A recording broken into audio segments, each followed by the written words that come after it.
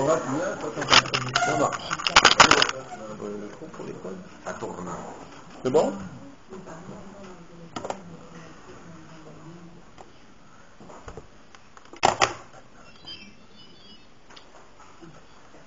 Bien, on va essayer de commencer. Donc on va essayer ce soir, d'essayer de comprendre à peu près un petit peu qu'est-ce qu'on doit essayer de faire pendant la période de Soukhot, et on va essayer de contourner un tout petit peu. Il y a deux formes d'humanité, deux postures de l'humain. La Torah nous dit tout de suite quels sont les pièges naturels pour l'humanité, qu'il faut absolument éviter pour, un, recevoir la Torah, et deux, pour pouvoir vivre une assise dans la soukha. Et on va essayer d'expliquer quelles sont ces deux formes d'humanité qu'il faut éviter, mais dans lesquelles il faut se confronter, et essayer de voir qu'est-ce qu'on peut faire, qu'est-ce que nous on peut faire avec ces pièges-là. Alors, Soukhot, il y a trois grandes choses à Soukhot. On doit se souvenir à Soukhot de la sortie d'Égypte. On doit se souvenir de Hanané Akavod. Quand je dis se souvenir, c'est-à-dire de revivre ces expériences à notre niveau à nous. Ces expériences collectives que le peuple juif a traversées doivent être réactualisées à chaque fête, bien entendu, pour nous. Donc la sortie d'Égypte, Hanané Akavod, la protection divine, les nuages de splendeur, et aussi la reconstruction du temple, du Haron après la faute du veau d'or. Alors la sortie d'Égypte. La sortie d'Égypte, déjà, le Zohar nous dit une phrase tout à fait mystérieuse, que Mitzrayma, la gamatria, le chiffre numérique de Mitzrayma, vers l'Égypte, c'est la même chose que Shrina, que la présence divine. Et les commentateurs expliquent que, parce que dans l'exil que le peuple juif a vécu en Égypte, c'est la totalité de la sainteté, de la Gdusha, de la présence divine qui était elle-même en exil. Et donc c'est un premier enseignement, si vous préférez, sur lequel on se doit de réfléchir, c'est que tout événement qui frappe le peuple juif a toujours une portée métaphysique.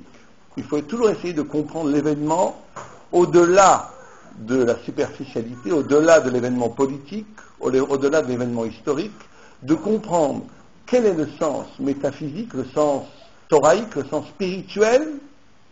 Qu'est-ce que Dieu nous dit à travers cet événement, n'importe quel événement historique. Et cette capacité d'analyser les événements à partir de la Torah est très très difficile, parce que le penchant naturel premier, c'est de tomber dans le piège d'une explication de cause à effet, d'une explication superficielle. Et donc, on nous dit déjà, l'événement cardinal qui se passe dans l'exil de l'Égypte, c'est que la spiritualité elle-même, la présence de Dieu elle-même est en exil. Et on va essayer de comprendre qu'est-ce que ça veut dire qu'une spiritualité ou que la présence de Dieu soit en exil. C'est d'ailleurs la question que Moïse pose, la grande kouchia que Moshe pose à Dieu quand Dieu lui dit tu es envoyé comme un shliach, comme un envoyé pour sortir les Juifs d'Égypte par sa propre parole. Et Moïse dit je bégaye, et le Maharal de Prague explique que ce n'était pas juste un problème de bégaiement, il dit si la totalité de la spiritualité est en exil, comment la parole elle-même qui est en exil peut-être être la source de la libération. Et Moïse ne pouvait pas comprendre, ne pouvait pas accepter que dans un univers où tout est enfui dans la matière, où la parole est captive de la matière, que cette parole soit la raison d'une libération. Et alors le bégaiement de Moïse, c'est un bégaiement où les commentateurs le donnent au jvach, en font l'éloge. C'est-à-dire que Moïse est à l'écoute de la situation spirituelle du peuple juif.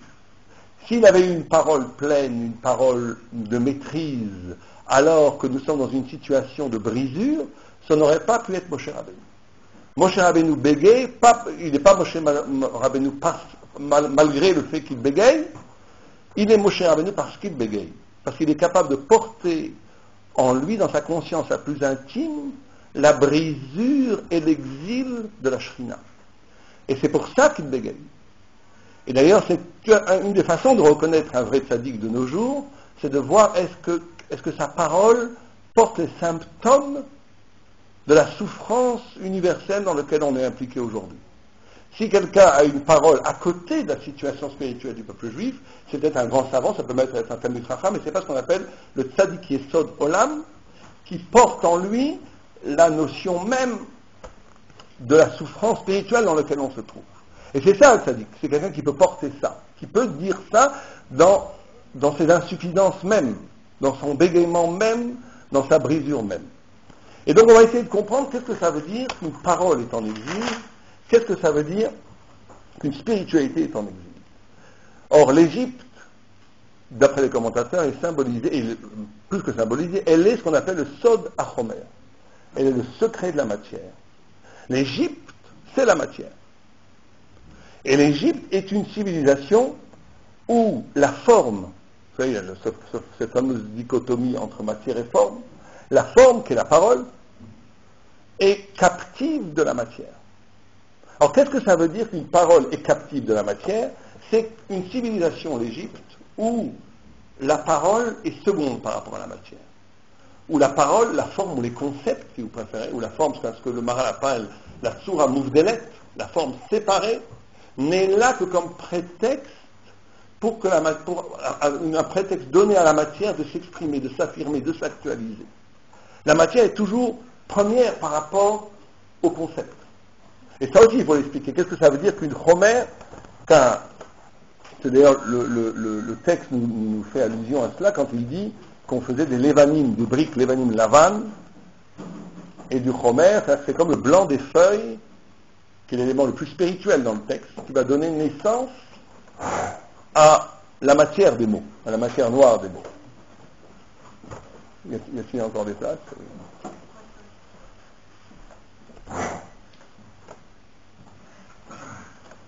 Alors c'est ça qu'il faut essayer de comprendre. Qu'est-ce que ça veut dire que l'Égypte est le sod de la matière, le sod HaChomer, comme nous disent les commentateurs, alors qu'on sait très bien qu'en Égypte, il y avait énormément de spiritualité. Énormément de spiritualité. C'était une civilisation qui a été capable de créer énormément de formes de spiritualité. Il y avait beaucoup de magie en Égypte, il y avait beaucoup vraiment des expériences spirituelles en Égypte. Elle était pleine de spiritualité.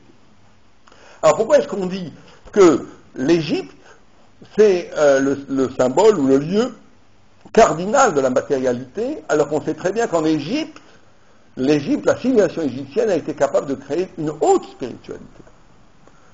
Alors l'Arizal nous éclaire un tout petit peu, dans sa façon avec des Remazim. Il dit Mitzrayim, ça veut dire Metzar Yam, la prison de la mer.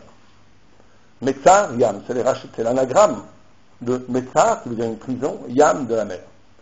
Alors qu'est-ce que ça veut dire que l'Égypte est la prison de la mer? Vous savez que la mer, Yam, en Gamatria, c'est Yud Mem. La mer, même avant la Gamatria, symbolise l'infini. L'infini. Et Yam, c'est 50. Le chiffre numérique de Yam, c'est 50. Et le chiffre 50 symbolise toujours dans la Torah l'infini. Vous avez le chiffre 7, le nombre 7, qui est le nombre de la nature. Et 7 au carré font 49, c'est-à-dire le maximum de la nature dans son déploiement le plus expansif, c'est 49, 7 fois 7. Et après, vous avez le chiffre 50 qui symbolise toujours le dépassement du déploiement du naturel. Et vous avez ça tout le temps. Vous avez ça dans le temps. Dans le temps, il y a 6 jours. Le chiffre 7, c'est les 6 jours. Le temps étant elle-même une création de Dieu. Le temps, on considère toujours le temps comme une donnée absolue, alors que le temps est aussi une création de Dieu. Et c'est une création de Dieu qui est créée à partir du chiffre 7, qui donne le sens du temps. Et vous avez dans le chiffre 7, le nombre 7, vous avez 6 jours, et le 7e jour, Shabbat, qui unifie la notion de 6. Parce que s'il n'y avait pas de point d'unification, vous n'aurez pas le chiffre.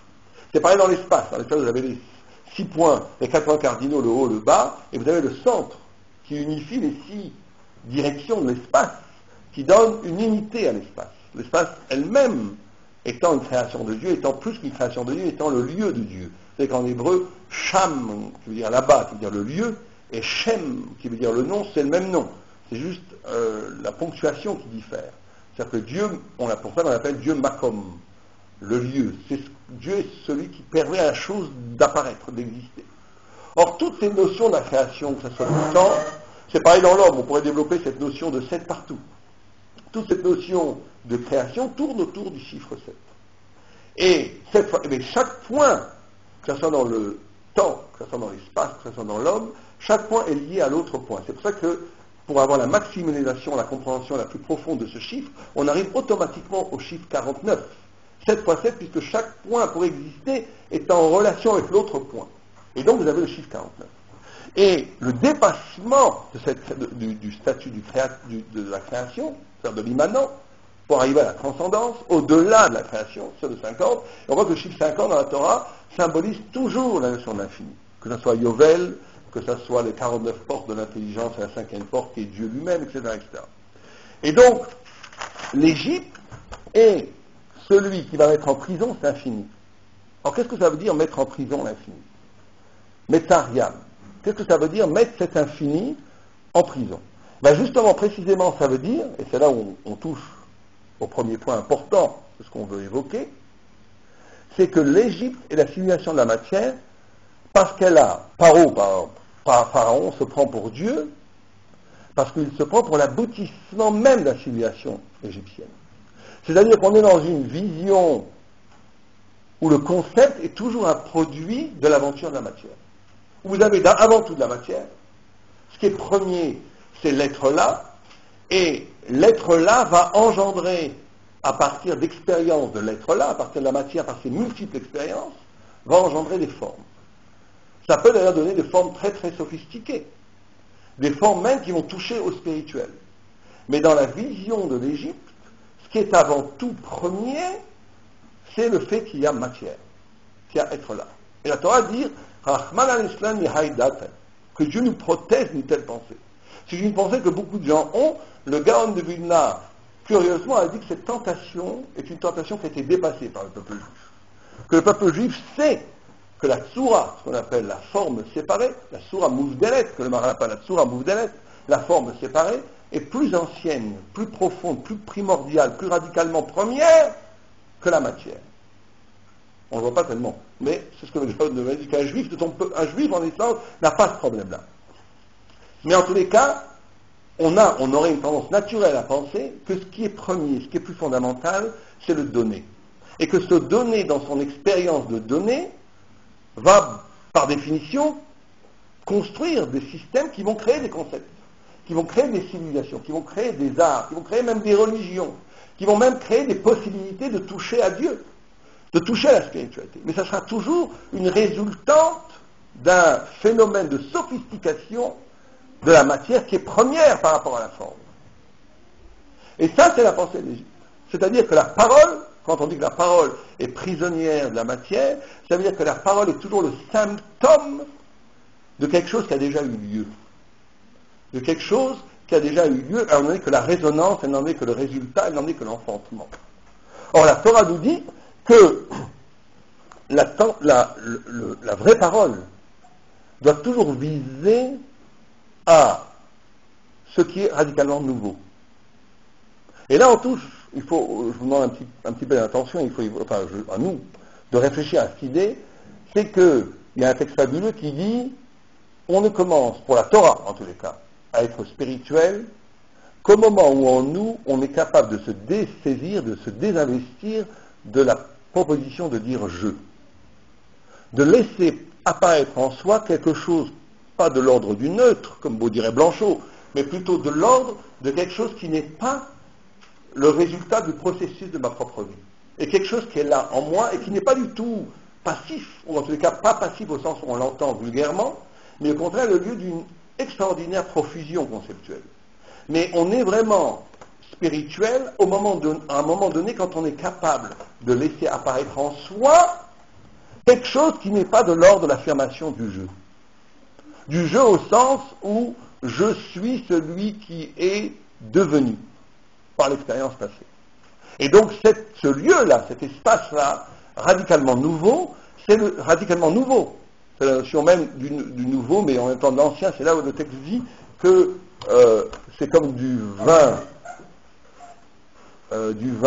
très vieux dans des raisins neufs. Cette idée du Midrash, du verset que le Midrash interprète, ce vin très vieux dans du raisin neuf, Ça veut dire de rejoindre une sorte de virginité en soi, rejoindre un lieu de soi-même qui n'est pas le processus d'une expérience, qui est en même temps complètement vierge, complètement nouveau, mais qui touche dans sa nouveauté à quelque chose de très ancien, de très très primordial. Et ça, c'est... Merci. Ça, et là on arrive au cœur du problème. Parce que c'est pas juste des idées, enfin, c'est cette double proposition, cette double possibilité, si vous préférez, de voir le monde, de voir ce qui est premier.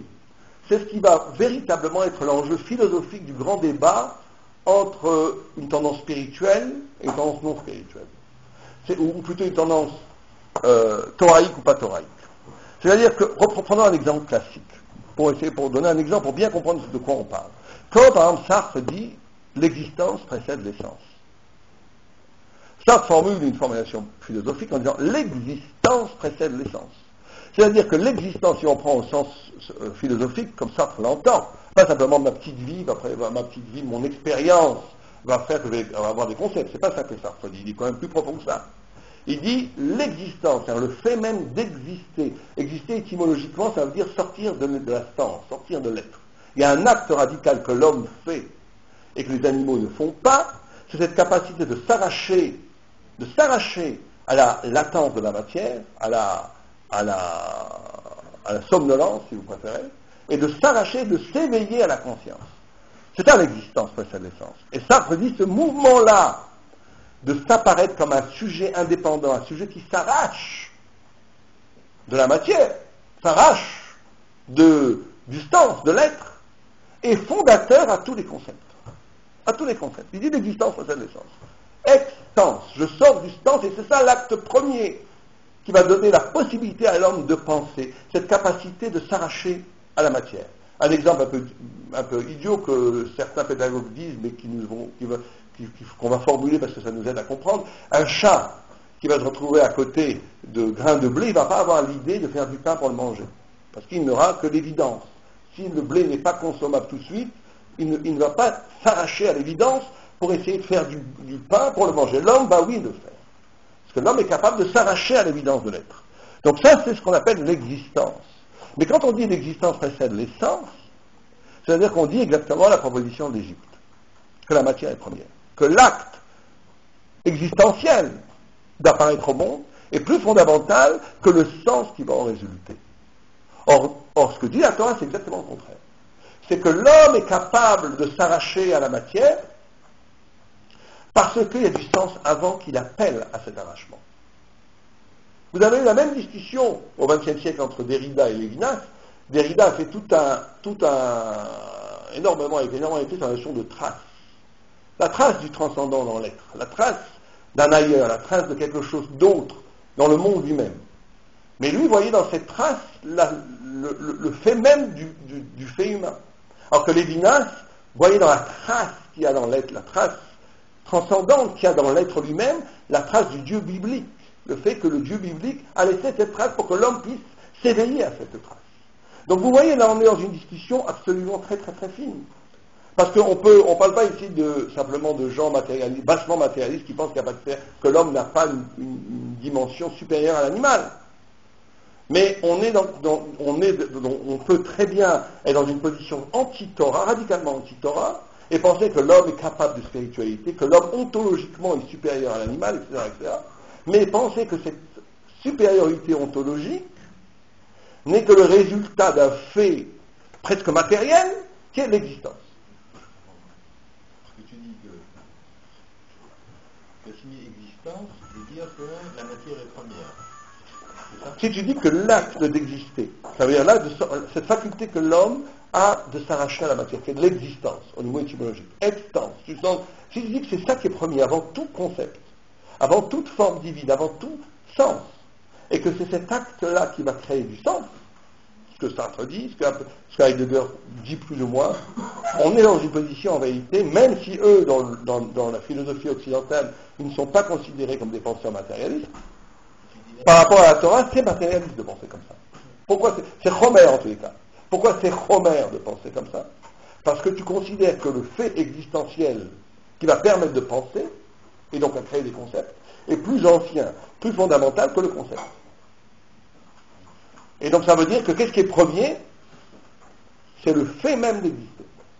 Quand tu penses comme ça, tu es dans la pensée égyptienne. C'est ce que pensaient les Égyptiens. C'est pourquoi c'est ça qu'ils disent, nous sommes la grande aventure de l'être, la grande aventure de la matière à l'intérieur de lui. C'est ce que pensent 90%, on ne va pas parler de ça maintenant, c'est pas notre propos, mais c'est ce que pensent 99% des scientifiques. Quand tu penses que nous sommes le produit des poussières d'étoiles, comme disent les grands scientifiques, c'est qu'avant tout il y a de la matière, le Big Bang fait du minéral, le minéral va faire du végétal, le végétal va faire de l'animal, l'animal va faire de l'humain, et l'humain va créer Dieu. Cette pensée, c'est la pensée scientifique d'aujourd'hui aussi, si tu veux le voir à ce niveau, au plus bas niveau de cette pensée. Mais ces gens-là, ils peuvent être éminemment spirituels, au sens où ils peuvent dire, à partir de cette élaboration de l'être, je vais avoir un accès à la spiritualité. Mais elle est deuxième par rapport à l'aventure qui s'est passée de l'être. Or, la Torah dit exactement le contraire. La Torah dit, Istakla be'oraita be'baraita alma. Dieu a regardé dans la Torah et il a créé le monde. Il a regardé, ça veut dire quoi? Que la Torah, la Gemara dit, la Torah a 960 générations avant le monde. Ça, bon, c'est des chiffres qui veulent dire des choses, c'est pas notre propos. Mais en tous les cas, on voit ici la notion que le concept, ou plus que le concept, la transcendance, le sens, est antérieur à l'expérience du sens. Et c'est là où toute la discussion va avoir lieu. Est-ce que ma possibilité d'accéder au sens, elle est première, ou j'accède au sens parce qu'il y a sens? Est-ce que j'accède au sens parce que j'ai créé, parce que l'homme est exceptionnellement capable de s'arracher à la matière et donc de créer du sens? Ou c'est parce qu'il y a déjà du sens que l'homme, dans son intrigue la plus profonde, est celui qui va découvrir ce sens? C'est parce qu'il y a sens que l'homme est capable de sortir de l'existence, enfin du sens. Ou non? Et donc ce genre, il faut bien en tous les cas poser la discussion. C'est ça la discussion qu'on doit avoir. Et c'est la seule vraie discussion que peuvent avoir deux personnes qui sont sérieusement concernées par le problème de la vérité. Je veux dire, quand on parle d'un religieux et d'un non-religieux pour dire les choses bêtement et simplement. C'est ça la vraie discussion. Et donc, alors ce qu'il faut bien comprendre, parce que ça va plus loin que ça, c'est que cette fascination pour la matière, de dire que la matière est première, ça participe d'une fascination. Parce qu'un des éléments tout à fait particuliers que le Homer a par rapport à la Tsura, par rapport à la forme, c'est que le Homer, il est toujours pluriel. Il est de l'ordre de la pluralité, il est pluriel. Alors que la Tsura, elle est toujours unique, elle est toujours une. Or, la jouissance que va donner un accès à la jouissance que va donner, si vous préférez, le fait que la matière est primordiale, c'est que je vais pouvoir être dans une économie où je vais être toujours dans une infinité de possibilités de soi, de forme. La matière, prenons la matière comme l'eau. L'eau étant un des symboles premiers de la matière. L'eau, elle peut prendre toutes les formes. La matière peut prendre toutes les formes. Donc la matière est riche d'une infinité de formes. Et ce qui va plaire, pour faire court, on va dire à la pensée égyptienne, c'est cette promesse-là. C'est que je ne suis pas limité. C'est que devant moi, éternellement et toujours, j'ai la possibilité de prendre des formes nouvelles et de toujours m'expérimenter comme nouveau. C'est l'éternelle jeunesse. C'est ça la fascination. Comme disait, je crois que c'est Tolstoï qui disait ça, il disait Don Giovanni, Don Juan, il n'a jamais connu qu'une seule femme. Pourquoi? Parce qu'il faisait toujours la même chose avec toutes les femmes qu'il a connues. Alors qu'un homme qui est resté fidèle à sa femme pendant toute sa vie, il connaît beaucoup mieux les femmes que Don Giovanni, parce qu'avec une seule femme, il a pu expérimenter le mode féminin beaucoup plus que Don Giovanni. Je ne sais pas si c'est vrai, mais en tout cas, l'idée que nous, on veut retirer de ça, c'est que c'est cette idée-là. C'est que Don Giovanni, on peut considérer que Don Giovanni, ce qu'il a tiré, c'est pas tellement, peut-être pas seulement la beauté de la multitude des femmes, mais c'était la capacité à chaque nouvelle rencontre de rejouer la cérémonie de la jeunesse, la cérémonie de la nouveauté, de la nouvelle forme qui peut apparaître de cette expérience matérielle. Et donc, mais pour la Torah, ça c'est ce qui peut paraître excitant, fascinant pour une certaine littérature européenne ou occidentale, c'est pour la Torah la notion même de la petitesse. Puisque même dans la langue hébraïque, c'est qu'en hébreu on dit katan, petit, la shoresh, la racine étymologique de katan, qui veut dire petit, c'est katua. Katua, c'est-à-dire coupé. C'est-à-dire que celui qui vit ce genre de vie reproduit toujours une nouvelle naissance qui s'arrête. Il passe de petite mort à petite mort. Katua, il est coupé. Alors que la gadlut, gadol, en Torah, ça vient de la shon gouda. Gouda, ça veut dire un lit de rivière. Il y a une notion de... Et c'est là où nous, on doit essayer, parce que c'est très difficile pour nous. Parce que nous, qu'on le veuille ou pas, même les très religieux, on a été très contaminés par la littérature occidentale. Et donc, il nous paraît plus fascinant le rapport à une matière, et ça nous paraît plus fascinant, plus excitant, un rapport à la matière qu'un rapport à la soi. Puisque la matière est riche d'une infinité de promesses de nouvelles expériences à vivre. Et c'est là où il faut donner un sens positif à la Tsoura, à la Gadlut. Bon, il y a un midrash extraordinaire qui dit que Zaken, ou Zaken, Mishekana Chokma. Zaken, c'est la chétévot de Mishekana Chokma. Zaken, le Dieu. C'est-à-dire celui qui a réussi à acquérir quelque chose. Acquérir quelque chose, c'est ça la grandeur. Quand j'ai acquis quelque chose. Dans ma vie, j'ai fait de ma vie quelque chose dans la grande, comme on dit, play the big game. Joue le grand jeu. J'ai passé ma vie à jouer le grand jeu. Pas à jouer des milliers de petits jeux. Il y a un midrash qui dit que quand David parle de sa jeunesse, il dit Yamé Chorpi. C'est la seule, c'est le seul, dans toutes les traditions dans le monde, ce que j'en connais, jamais on appelle l'enfance la jeunesse, Yamé Chorpi. David appelle sa jeunesse mes jours d'hiver. D'habitude, la jeunesse, c'est toujours le printemps. Quand on voit dans toute la littérature mondiale, que ce soit même en Orient ou en Extrême-Orient, la jeunesse est toujours comparée au printemps. Alors que David Ameller appelle sa jeunesse Yamé Chorpi, mes jours d'hiver. Parce que dans sa jeunesse, David Ameller qui avait réussi à faire de sa vie l'immense grandeur de Malchoute, pour lui, il voyait dans sa jeunesse où il n'avait encore rien acquis, il voyait dans cette jeunesse-là où il n'avait encore rien acquis, il voyait que l'hiver, il voyait la nudité, la vacuité de cette jeunesse. Et donc, c'est là où nous, on va essayer de trouver qu'est-ce que nous, on peut faire avec ce fait d'exister, le fait même d'exister.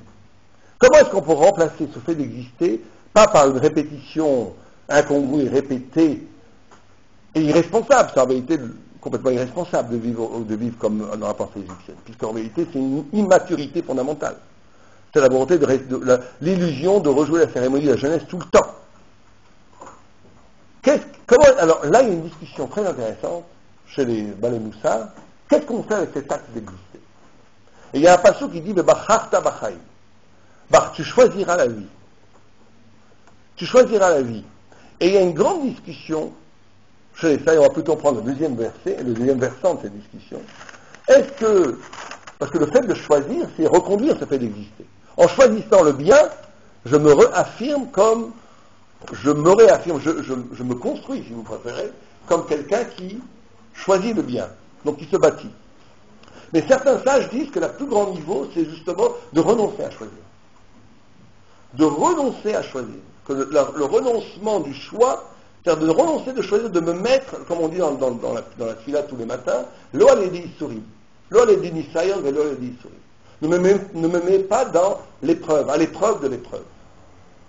Et donc il y a une discussion ici chez les sages, à savoir quelle est la posture la plus haute dans ce fait d'exister. Est-ce que c'est au contraire d'aller dans le feu de l'épreuve, et dans le feu de l'épreuve, d'être capable de choisir la vie, et quand je choisis les vies, effectivement j'existe, et quand j'existe de la bonne façon, je me lie à Dieu, et ça c'est la plus haute façon d'être humain, ou au contraire non. Il y aurait plus haut que ça.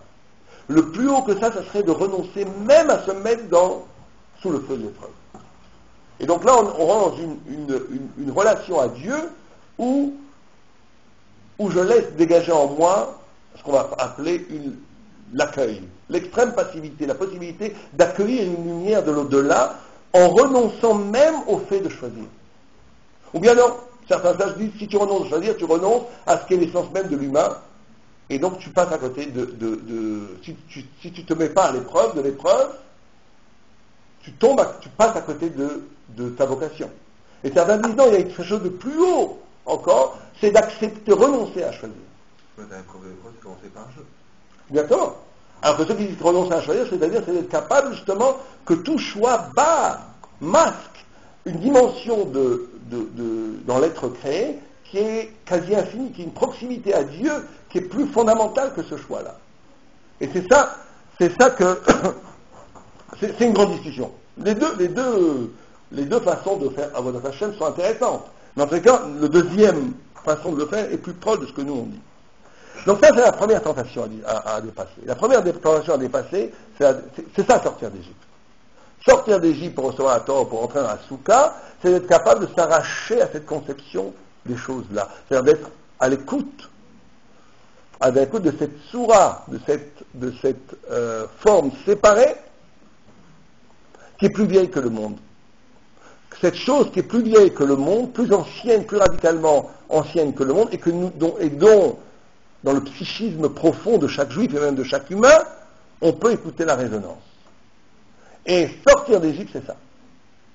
Tant qu'on est dans une conception où je ne suis que le produit de mon existence, où mes idées ne sont que le produit de ce que la vie a fait de moi, c'est-à-dire que j'aurais pu penser autrement si j'avais une autre vie, etc. Toutes ces idées qui sont le résultat de processus matérialistes ou existentiels de la vie, sont des idées qui appartiennent au registre de l'Égypte. On n'a pas encore touché à la vraie idée.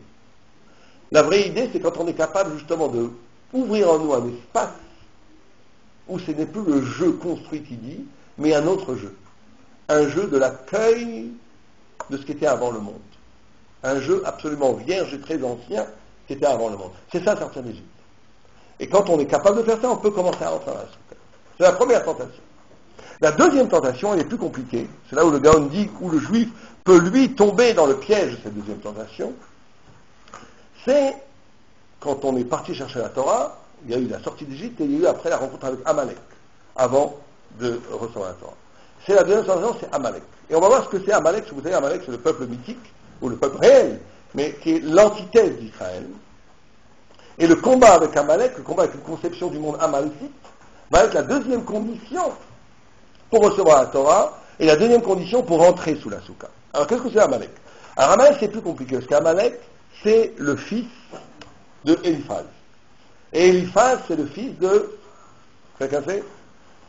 d'Esav. Et Esav, c'est le fils de Yitzhak. De Yitzhak. Or, Yitzhak, c'est le fils d'Abraham.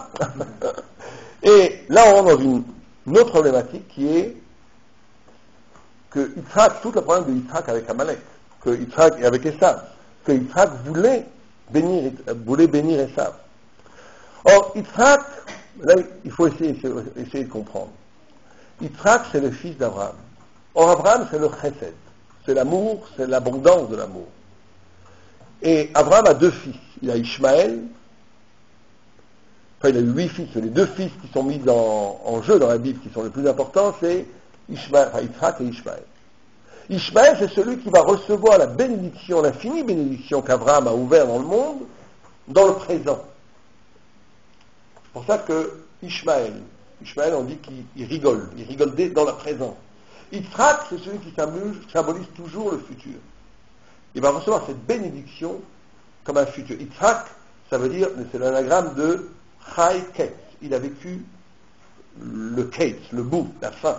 Il est passé au-delà du miroir. Après la Kadat Yitzhak, il a vécu la fin des temps. Il a vécu la fin des temps. Il porte la dimension de la fin des temps. Ça, c'est fondamental dans la Torah.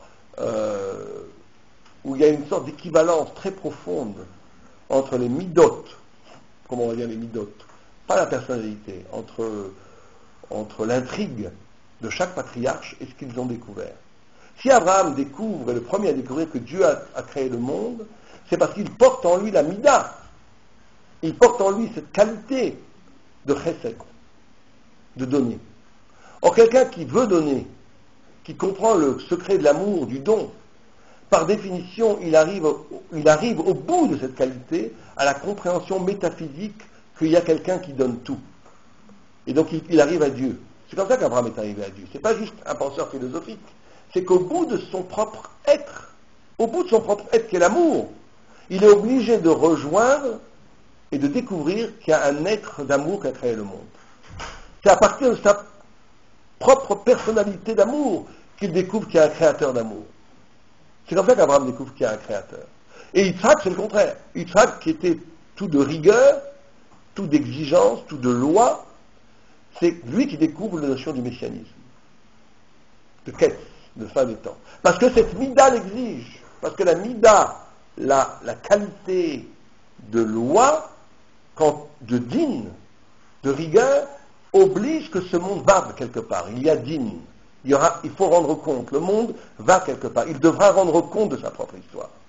Parce que ce qui est intéressant chez les patriarches, c'est que leur qualité essentielle, c'est-à-dire la sublimité profonde de leur être, est tout à fait liée au système spirituel et philosophique qu'ils ont édifié. C'est pas séparé. C'est pas un hasard si Abraham est celui qui trouve le Créateur, et c'est pas un hasard si Yitzhak est celui qui trouve le secret de la fin des temps. Parce que la dimension d'amour dont est porteur Abraham implique par définition qu'il y a un créateur d'amour. Et la dimension de loi dont est porteur Yitzhak implique par définition qu'il y a une loi universelle, que le monde n'est pas livré à lui-même, qu'il ne va pas nulle part, qu'il se dirige vers quelque part. Et donc c'est la découverte messianique, eschatologique de Yitzhak Avinu. Or Yitzhak, qu'est-ce que ça veut dire qu'il reçoit cette abondance dans le futur? Le Gaon de Vilna donne un exemple, il dit, devant la profusion extraordinaire du don, Yitzhak a refusé de prendre, de se servir, comme Ishmaël l'a fait. Il prend de la main gauche. Il prend de la main gauche, ça veut dire que c'est plus que ça, c'est qu'il refuse même de prendre. On dit, le Midrash dit que Yitzhak est devenu comme de la cendre. Il est devenu comme de la cendre. Après la Kadat Yitzhak, après le sacrifice d'Yitzhak, qui n'a pas eu lieu, le Midrash dit que la cendre d'Yitzhak est déposée devant Dieu, comme srout. C'est-à-dire qu'il a complètement annulé pratiquement la notion de présent, pour se faire complètement, pour enfanter, pour accoucher de la notion du radical futur, du Ketz. Chai Ketz. Il est Chai Ketz. En soi, il est Chai Ketz. Or ça, c'est la forme. C'est la forme la plus absolue. C'est la forme, la tsura, qui a prévalu au début. Vous savez, dans la Torah, la notion, l'originel et vers où le monde se dirige, le messianisme et l'originel sont infiniment liés, sont pratiquement la même chose.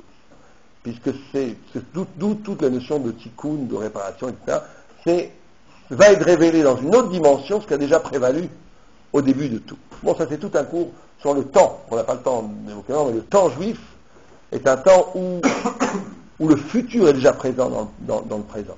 C'est pour ça que le Zman, c'est pour ça que le temps on l'appelle Zman. Zman, c'est-à-dire invitation. C'est-à-dire que déjà ici, le présent invite à ce qui va prévaloir bien plus tard. C'est déjà là. Et donc Yitzhak inaugure par cette brûlure-là même la brûlure du présent, la notion de futur. C'est ça la notion de futur. Et c'est très important cette notion de futur. Parce que c'est dans la dimension, cette notion de trace du futur, le mot Elohim. Le mot Elohim est composé de mi et de ele. Mi, ele. Ra'a, regarde, mi, bara, ele, dit le passage. Regarde, qui, mi. Mi, encore une fois, la gamatria de mi, c'est même yud, c'est combien? 50. Encore une fois, le nom de l'infini.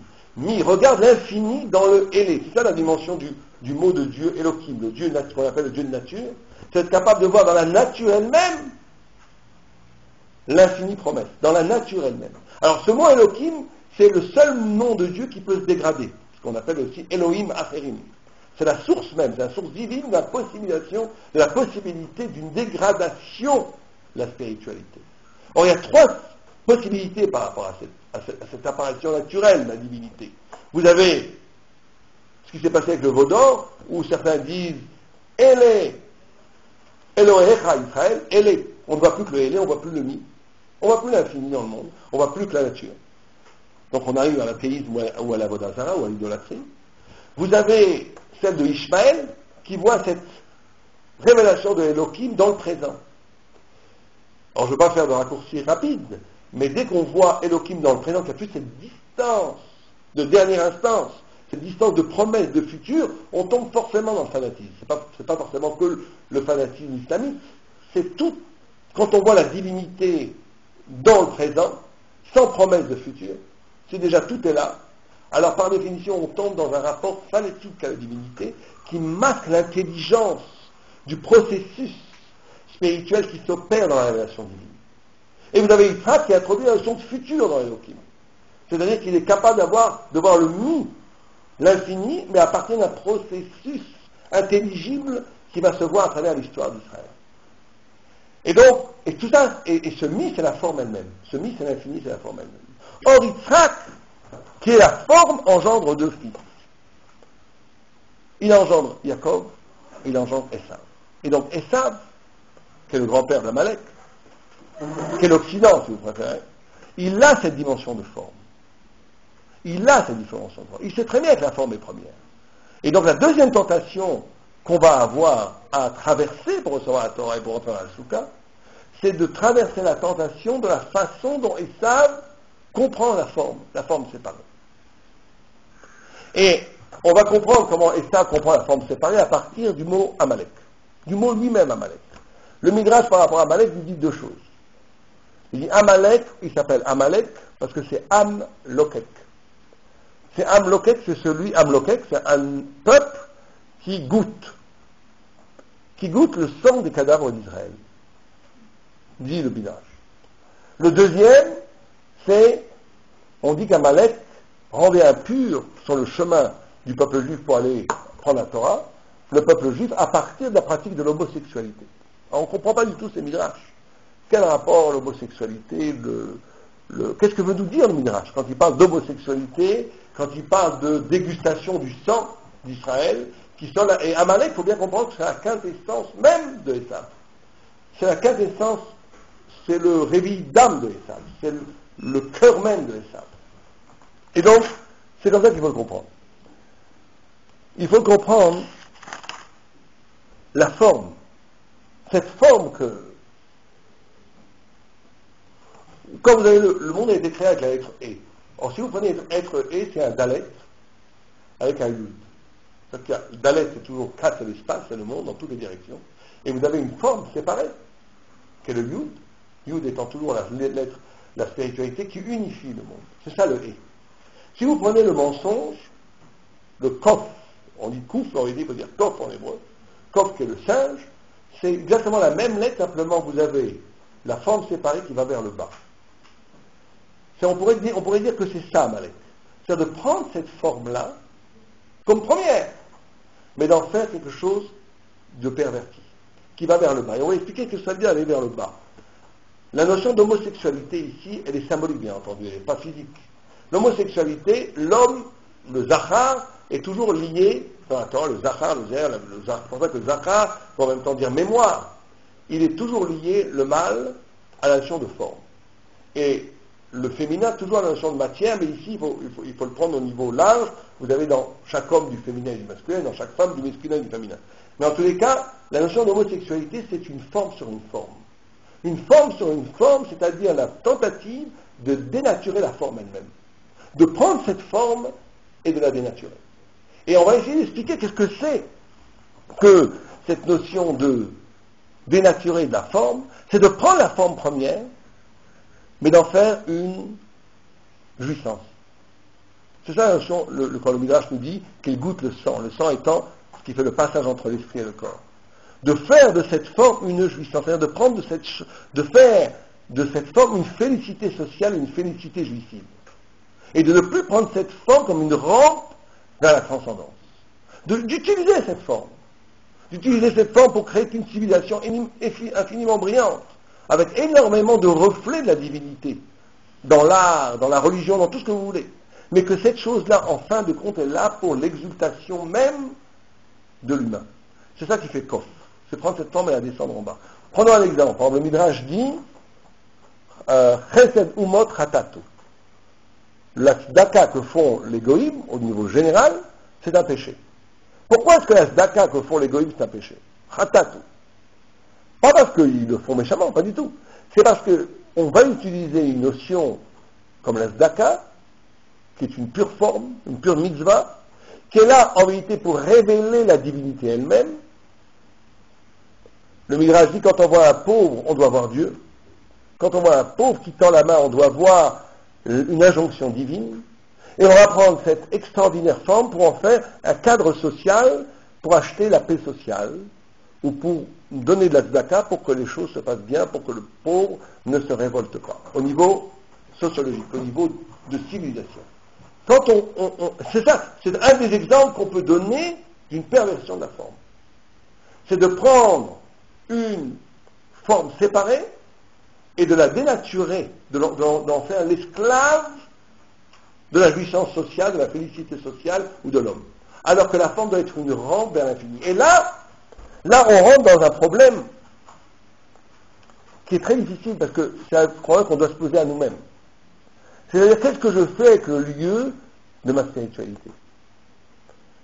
Le lieu profond de ma spiritualité, est-ce que elle est là pour me servir, ou est-ce que elle est là pour me donner la possibilité, et la possibilité d'aller vers Dieu, vraiment vers Dieu?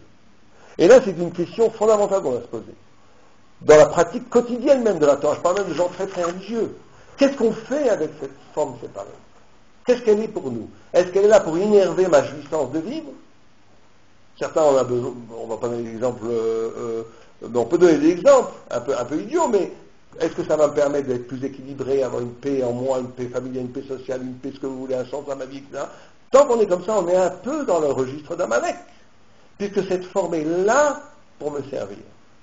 Ou est-ce que cette forme est là, au contraire, cette forme séparée qui est en moi, ou cet écho divin qui est à côté de ce jeu, dans cet espace neutre que je suis capable de créer en moi, ne va pas être là juste pour me servir, il va me donner la possibilité d'une ouverture vers l'infini. Et ça, c'est une question d'honnêteté intellectuelle et d'honnêteté spirituelle que chacun se doit de se poser.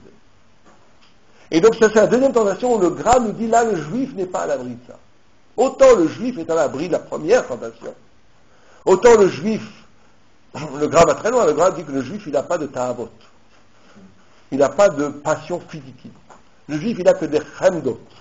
Chemdot, c'est qu'il veut des grandes maisons, c'est pas physique, c'est pas animal. Il a juste un yaterara comment on appelle ça, de luxe.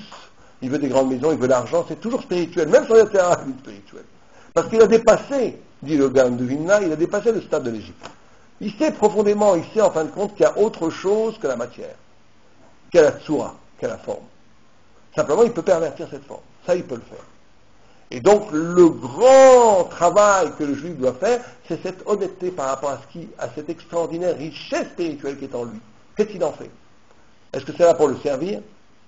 Ou est-ce qu'au contraire, c'est lui qui va, entre guillemets, servir cette forme? Ça veut dire se donner des ouvertures vers l'infini.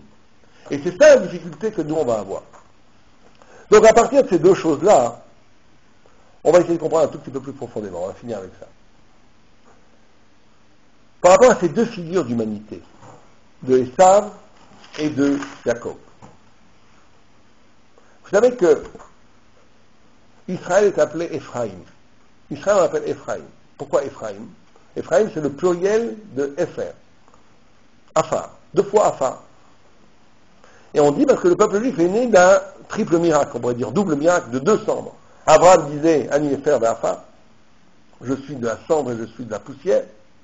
Et Yitzhak est devenu vraiment de la poussière. Et on sait très bien que les mères, les matriarches, les imaot, étaient absolument stériles. On dit que Sarah était plus que stérile, elle n'avait pas de rechem, elle n'avait pas de matriciel, Sarah.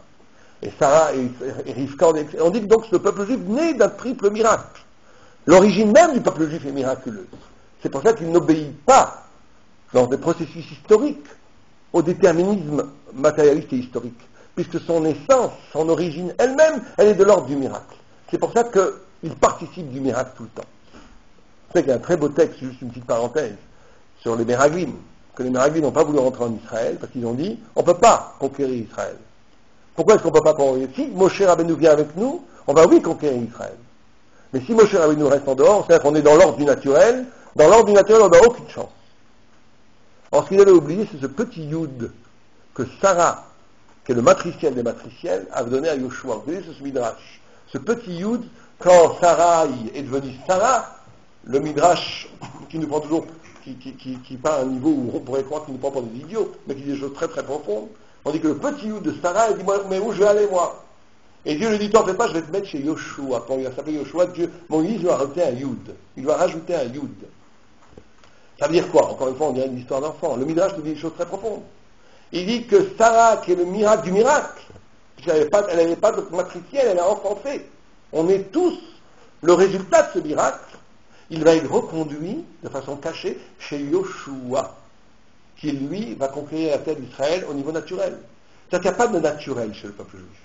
Même ce qui paraît naturel, même la conquête de Eretz Israël qui passe par une conquête armée, qui passe par la guerre, qui passe par quelqu'un qui le verrait de l'extérieur, par une guerre naturelle.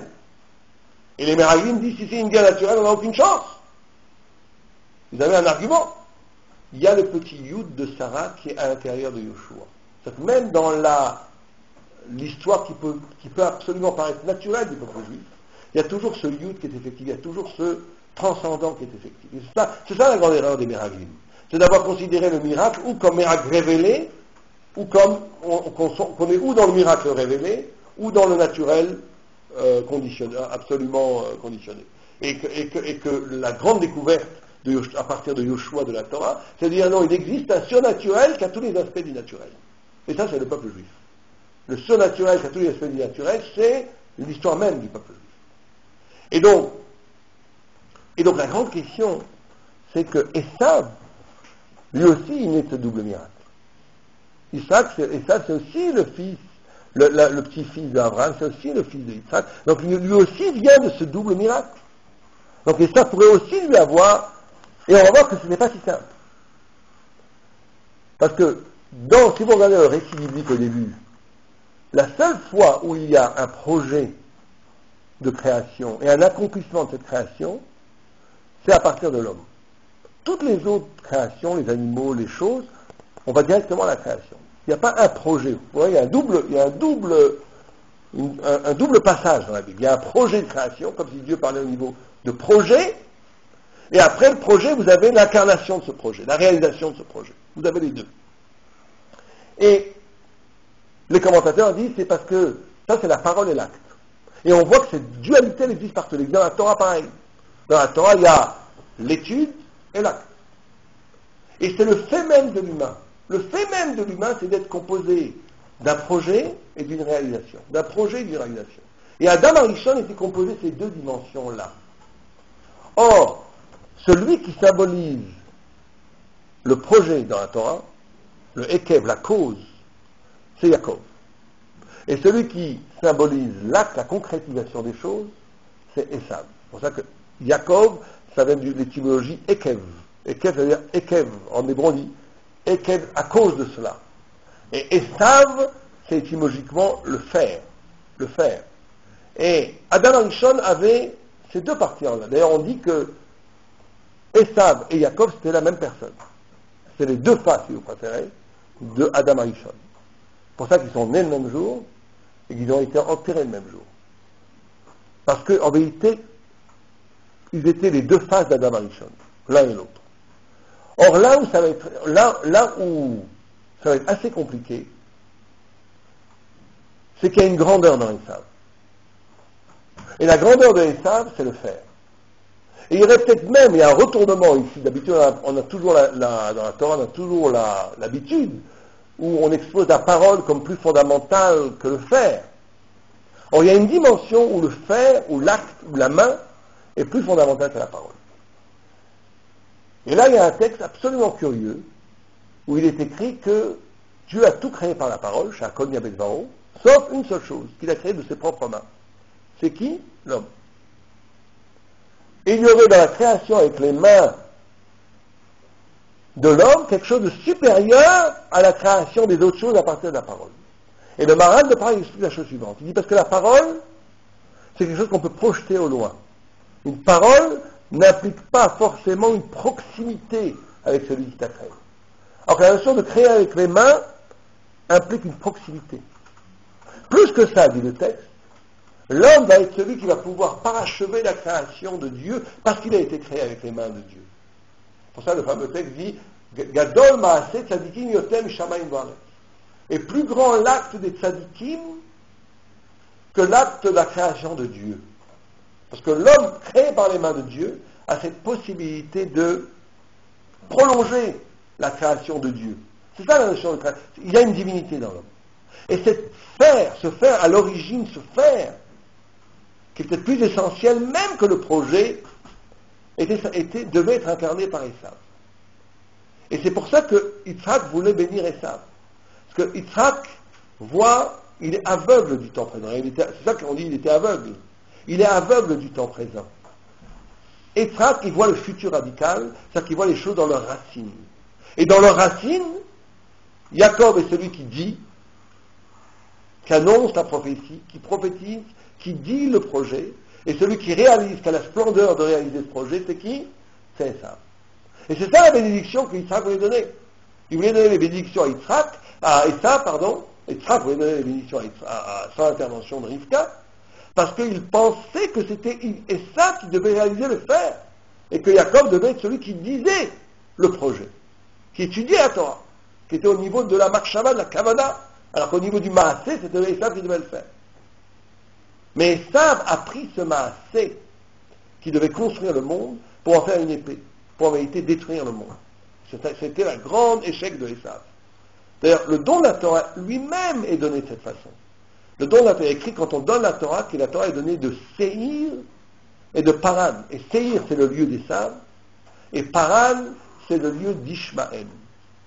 C'est-à-dire qu'une des dimensions du reçu de la Torah, c'est la capacité de reprendre nous à notre compte ce projet original qui aurait dû être séparé en équipe entre Esav et Jacob. Et donc nous on est... Non, Ishmael c'est la notion d'entendre. On dit Naaseh Venishma. Alors on dit Naaseh Venishma. Naaseh Venishma, c'est-à-dire une capacité d'écoute réelle de la parole de Dieu et une façon de faire. Justement un faire qui est lié à cette forme.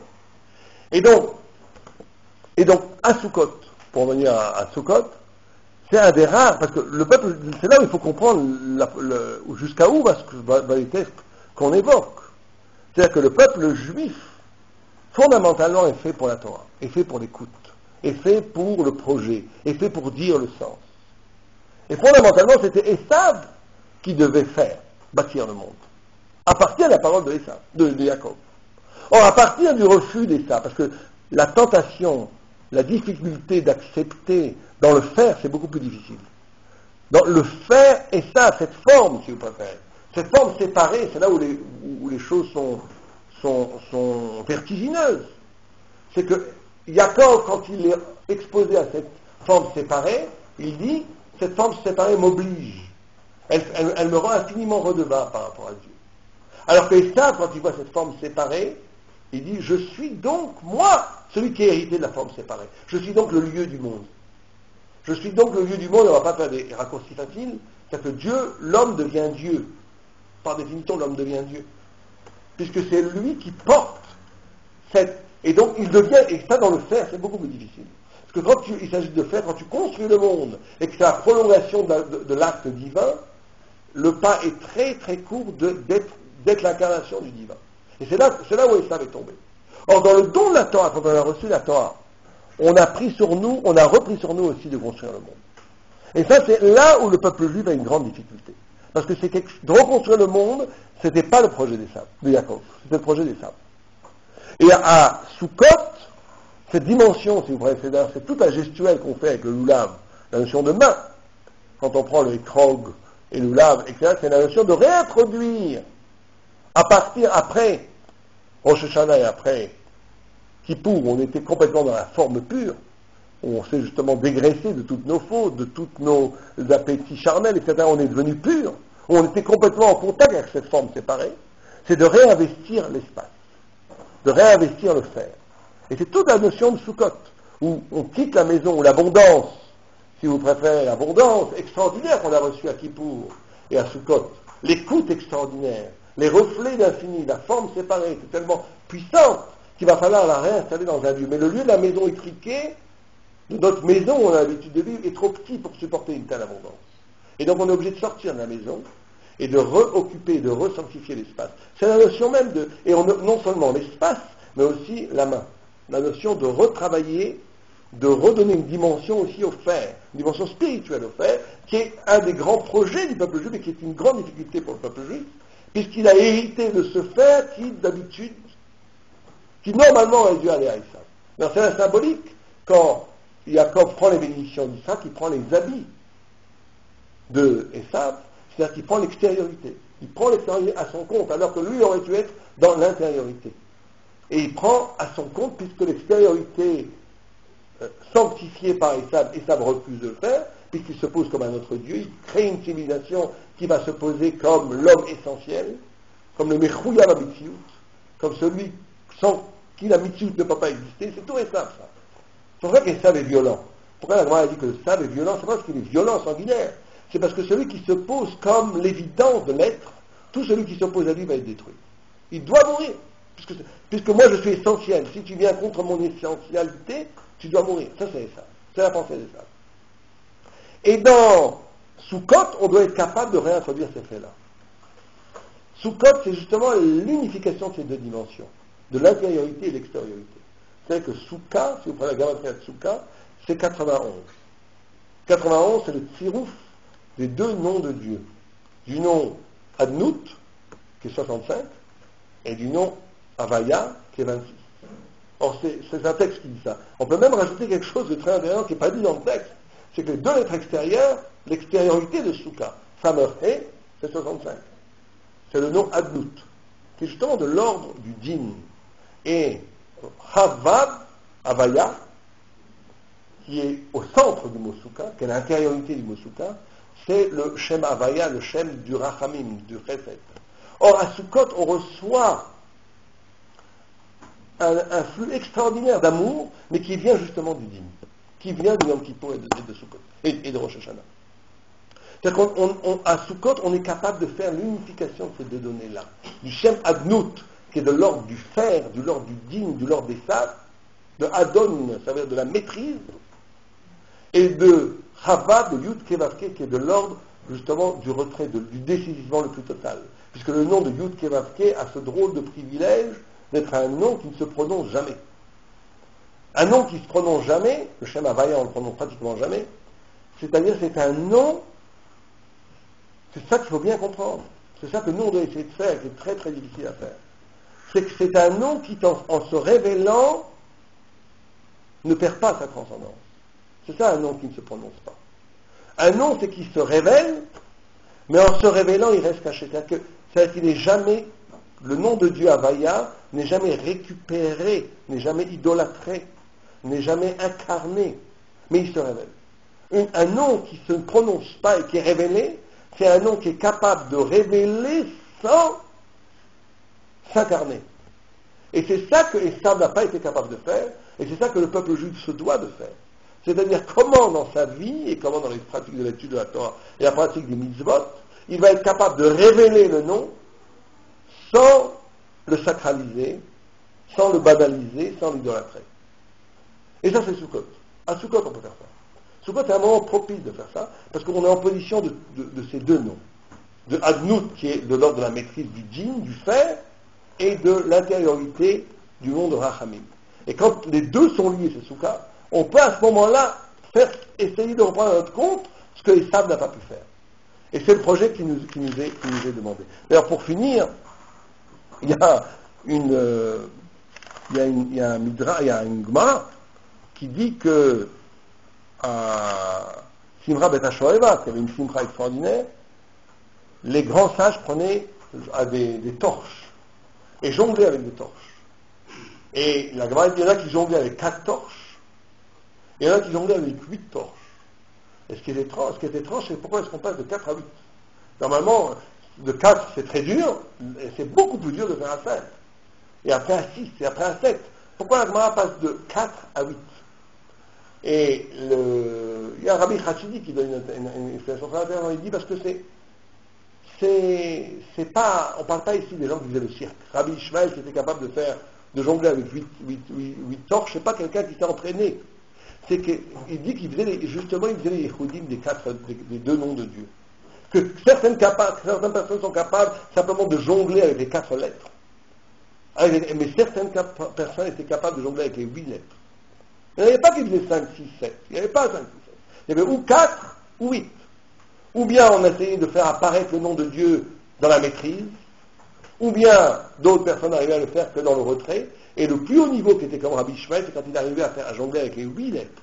C'est-à-dire qu'il arrivait à faire apparaître dans le Adnout, dans la maîtrise elle-même, quelque chose qui, justement, en se révélant, restait imprononçable. c'est-à-dire comment on peut faire apparaître dans le monde lui-même, sans l'incarner, sans s'incarner, comment on peut faire apparaître dans le monde lui-même une transcendance qui s'apparaît, mais qui dans son apparaître n'est pas banalisée. Et c'est ça que nous on doit faire à Sukkot. Comment est-ce qu'on peut donner une parole de Torah, on peut faire une mitzvah ou un acte transcendant, un acte de Torah qui va dire quelque chose, mais ce dire est toujours plus grand.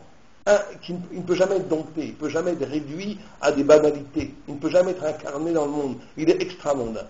La Torah, en essence, elle est extramondaine, elle doit faire... si c'est une vraie Torah, si c'est une vraie mitzvah, elle doit casser les codes du monde. Si elle reste dans le monde, c'est ça la notion même de zrizout. Si elle reste dans le monde, si elle devient mondaine, si elle est domestiquée par le monde, c'est pas la Torah. La Torah, c'est quelque chose qui doit apparaître dans le monde en échappant tout le temps aux catégories de monde. C'est pour ça que quand le peuple juif a reçu la Torah, au premier mot des 10 commandements, enfin déjà pas les 10 la Torah 10 brodes, les 10 paroles, tout le peuple juif est mort. Et la Gemara a dit qu'est-ce qui a fait qu'il a... Et c'est la Torah elle-même qui les a tués. Et la Gemara demande qui les a fait renaître. La Gemara dit c'est le Tal, la rosée. Quel est ce Tal? La Gemara dit c'est la Torah elle-même. La Torah étant le lieu de la mort et le lieu de la renaissance. La même Torah est celle qui est capable doit tuer dans la violence de détruire un archétype, un agencement du monde qui est replié sur lui, fermé sur lui-même, mais en même temps, tout en le tuant, de faire naître une autre apparition de ce monde. La même parole. Et toute parole de Torah qui ne fait pas ces deux mouvements-là, de tuer et de faire renaître, c'est pas une parole de Torah.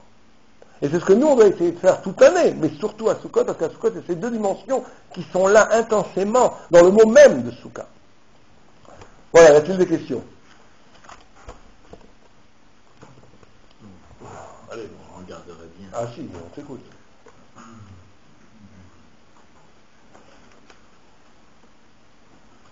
Élie, allez-y.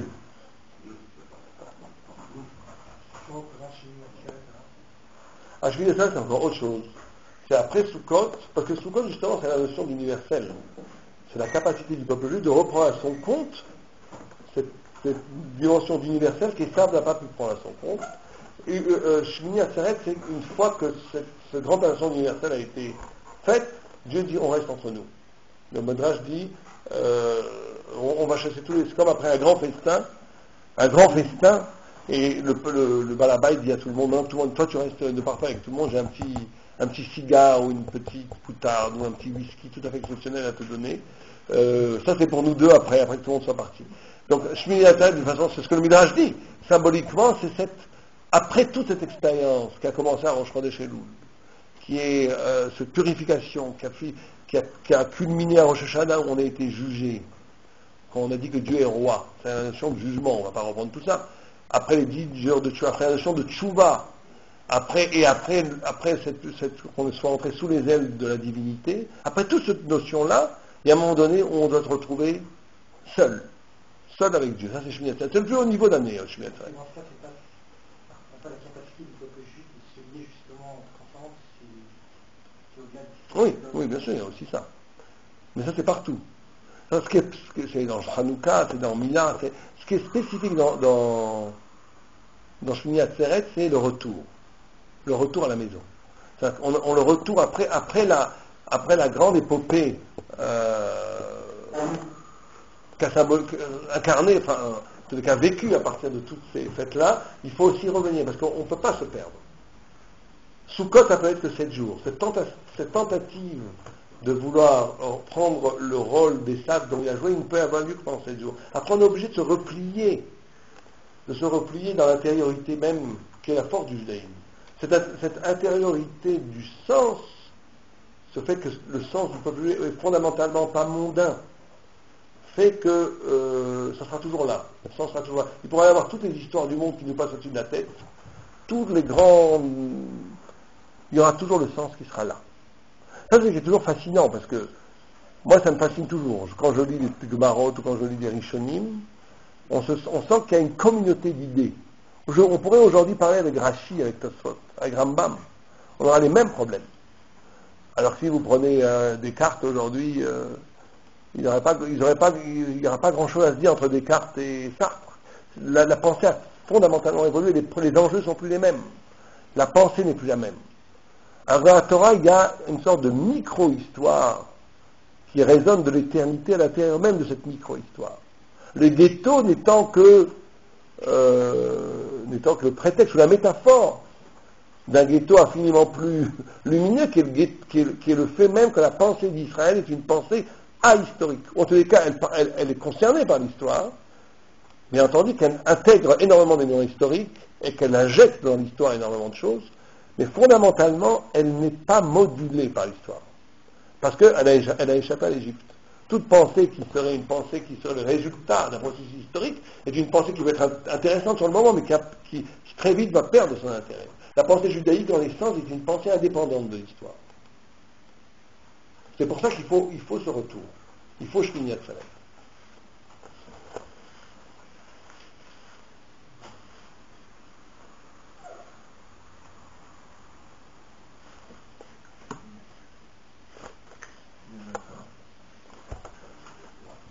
Vas-y, je posais la question.